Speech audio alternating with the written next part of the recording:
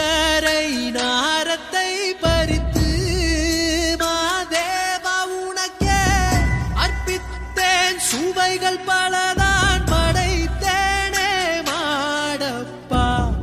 உன்னாமம் துதிக்க ஒன்றானோ மாதேவா உனக்கே சோஜுகாதா. ஹே சோஜுகாதா சூடும் மல்லியே மாதேவா உனக்கே சிவனின் சிரத்தில் சூடும் மல்லியே.